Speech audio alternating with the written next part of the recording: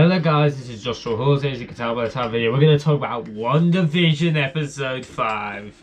I have been really looking forward to talk about this. I wanted to talk, it's late, so if I'm a bit tired, but I really wanted to talk about this episode because man, it's just definitely the best episode there. And WandaVision is slowly becoming, maybe because it's recent, one of the best things the MCU has done. So, and we still got, I think that this has got 9 episodes, so I still think we've got 4 more episodes. I think it's 9, but anyway. So, this episode, basically because the last episode was just the human world and the episode with the TV show, they now combine them both, so both are happening at the same time. And I genuinely believe, whether it's just for the show or a long-term thing, that Wanda's the vision.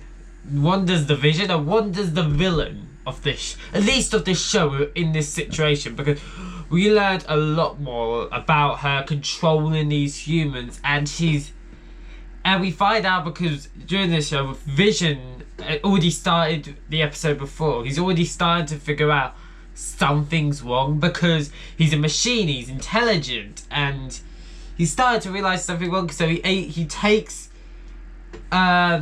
this person out of Wanda's control for a little bit, and he tells him how he's in pain and you have to stop it. He's like in pain, and Vision's like, what is going on? Like, yeah, it had a lot of those moments.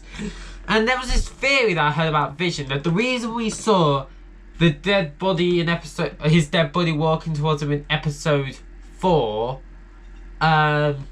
is because that was it's actually his dead body in this world being alive. And it turns out this show pretty much proved it, because we find out that Wanda broke into the sword lab and stole Vision's body, and so I assume she's doing this to kind of bring him back. But when Vision finds out that he's controlling humans, putting them through pain, he is not happy. There's like a proper argument, stare down between the two, as if they were going to go to battle.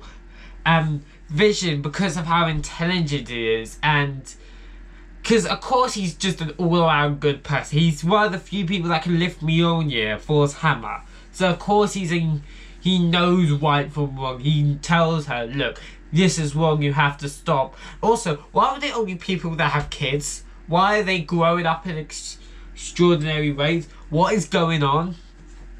He's catching on that on the fact that something's going wrong. And at least I genuinely think Wanda should be the villain, not just for this show, which is the way that it seems, but going forward, mainly because she just is such a good villain in this, because she is at the moment, at least the way it's presented, she is the villain of this situation. It seems like she's got complete control over this. She's the villain of the situation, and she's pretty much saying, I'm gonna make sure I live a happy life with the person I love, so no one else can, and they can be tortured by me controlling them.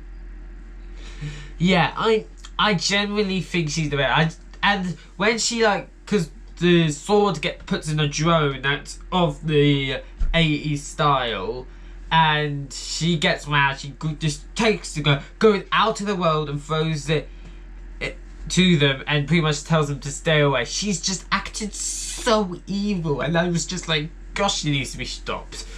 Overall, I think Wanda is from what I can see, a better villain than she is a hero. And the interesting part of this villain, her as a villain, because you can understand why she's doing this. She never really had a life because she was pretty much taught.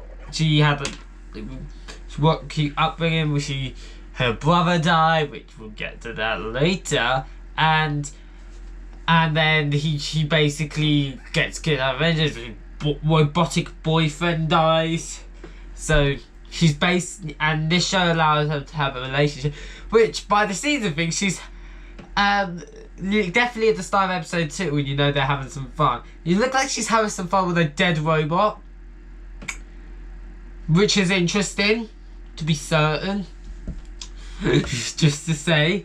And I would have had some fun, obviously, because I have kids. But then again, how did the kids happen? Did she just create them? My glasses broke again.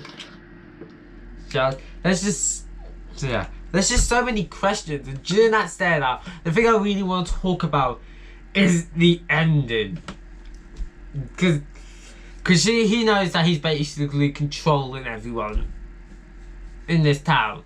And the door knocks, she tells him that wasn't me. He doesn't believe her. And rightfully so at this point. Why would he? After you find out your wife is just controlling people. And he doesn't even know who he is. He doesn't even know his past, which is why he's like, deal with it. He's like, he tells her, look, I don't know who I am. I don't know my past. This is scaring me. So, yeah, this was an incredible kind of moment. And then after the person that comes out the door is Pedro, Wanda's brother, Quicksilver. But it's not the actor who plays Quicksilver from Avengers Age of Ultron. It's the actor who played Quicksilver in the X-Men movies when Fox was making their own X-Men universe. That was the person who played Quicksilver. So he reprised as well, and it makes complete sense in the show. It's a different version, but it's becoming here.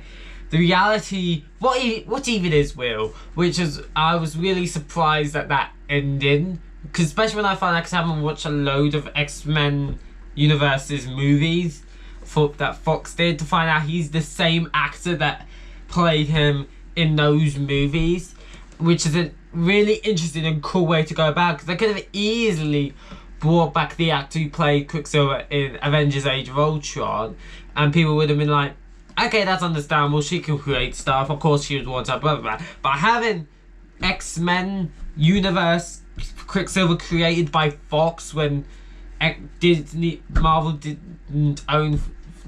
did own Fox, puts a whole different interesting thing to it. So yeah, I'm very looking forward to where this show goes. This show is just fan-flipping-tastic. I don't know what else to say. It leaves me with saying, we're starting to figure out what's going on. Wanda's the villain. I'm still going by that. She's just like, at first she was just doing this so she could have the life. That's what I thought, a life with Vision, and I thought that was understandable. She would be a good guy. I found out she's pretty much torturing humans to control against the world. She's definitely the villain, at least in this situation. I think in this, even if you're not gonna have a villain long term, she's at least the villain in this situation. And even when she cast Monica Rambeau out of her little bubble of world, she acts quite evil then. She's like quite evil on the ground. She even brings back her accent from when she was alongside Ultron in Avengers Age of Ultron or something. She like literally brings back that accent that she hides for most of it. So yeah, I don't know how this show's gonna end. It just seems like a real crazy thing. I have a feeling that there might be a battle if they're gonna go full on Wanda's the villain. There might be a battle at the end of the show between Vision and Wanda. No matter what, wherever this show goes, because of the situation is, I'm surprised if I'll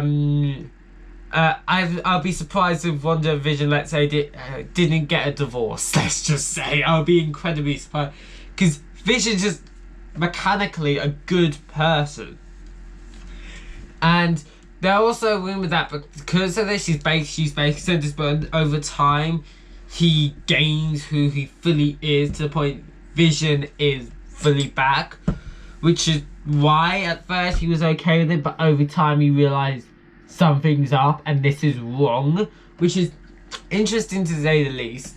And I think the way he kind of looks at it, it's this quote he says to Ultron near the end of Avengers Age of Ultron. He says, "A thing isn't beautiful because it lasts."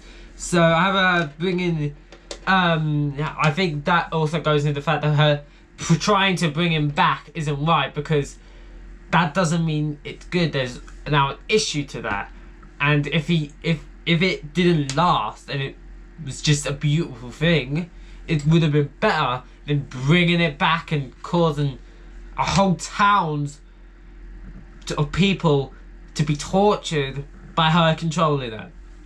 So overall, this is a fantastic show. Best episode yet.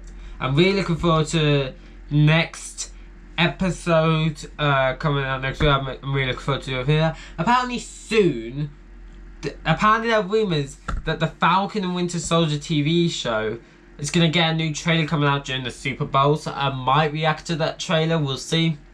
So, I hope you enjoyed this video. If you did, don't forget to like the video, subscribe to the channel if you haven't yet, turn notifications on so you never miss a video, and I'll see you all in the next one. Bye guys!